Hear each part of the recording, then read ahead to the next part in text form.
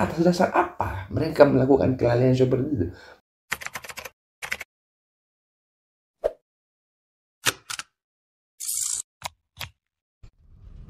Oke baik, bismillah, assalamualaikum warahmatullahi wabarakatuh. Jumpa kembali bersama Henry Majid.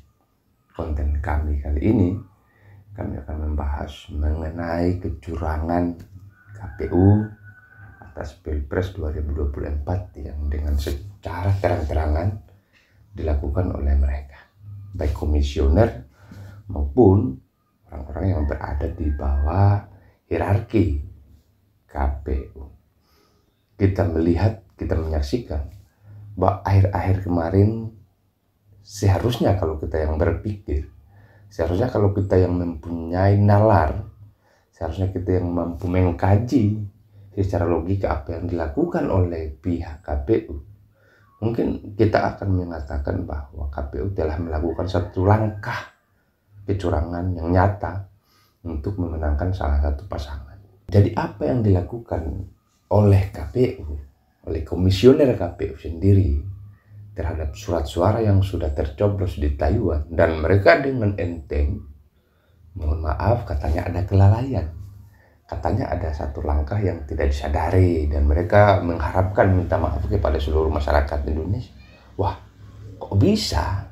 Apa yang dilakukan oleh KPU itu melanggar kode etik dasar dalam KPU. Kenapa mereka bisa lalai? Apakah mereka selama ini kerja tidak memperhatikan kode etik, tidak memperhatikan undang-undang, tidak memperhatikan peraturan yang mengatur mereka sendiri? Loh, enak saja minta maaf. Orang habis membunuh, tiba-tiba habis itu minta maaf. Artinya apa?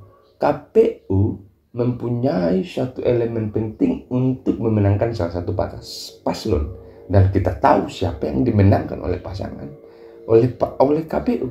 Siapa lagi kalau bukan Prabowo Gibran yang merupakan anti kekuasaan. Sudah terang benderang, bos, bahwa apa yang dilakukan oleh Komisi Pemilihan Umum di Republik Indonesia ini telah dengan tegas, telah dengan jelas berpihak pada salah satu pasangan.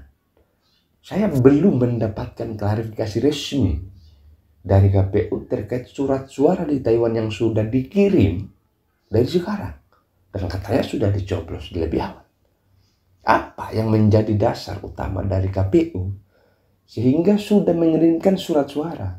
Apakah mereka sudah deadline waktu? Apakah mereka kemudian sudah dibatasi waktu sehingga harus dikirim dari sekarang? Jangan-jangan ini adalah satu langkah yang dilakukan oleh KPU untuk mencurangi Anies Baswedan dan Ganjar Pranowo sebenarnya. Apa yang menjadi imbas daripada kecurangan KPU?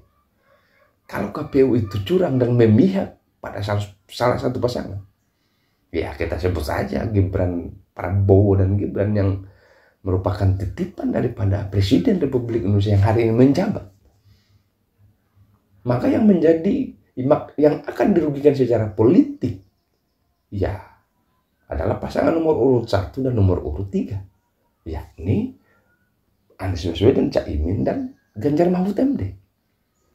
Ini bukan hal mustahil dilakukan oleh KPU untuk memenangkan salah satu pasangan, karena belum pemilihan saja mereka sudah berani untuk melakukan satu langkah kecurangan. Mereka sudah berani untuk mencurangi pemilih, menipu rakyat, menipu pasangan calon presiden, menipu Anies Baswedan, menipu Ganjar Pranowo, dan memenangkan salah satu pasangan, Prabowo dan Gibran. Ini nyata, kawan.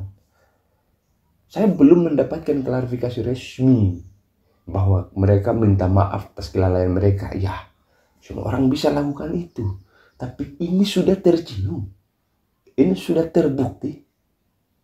Apa yang kemudian akan membersihkan hati kita sebagai orang yang kritis? Oh, kita maafkan mereka. Mungkin mereka salah. Apa? Atas dasar apa mereka melakukan kelalaian seperti itu? Pasti ada ide dasarnya, pasti ada kausa primanya. Mereka punya kausalitas, ada sebab akibatnya. Tidak mungkin mencela-mencela tiba-tiba langsung dikirim. Tidak mungkin, itu hal yang mustahil. Artinya ada proses sebelumnya yang diteken, ada proses sebelumnya pada akhirnya mereka kirim. Mereka punya pasti prosesi lain yang di luar pemahaman kita. Minta maaf semua, kira atas kelalaian, nggak masuk akal ini Barat.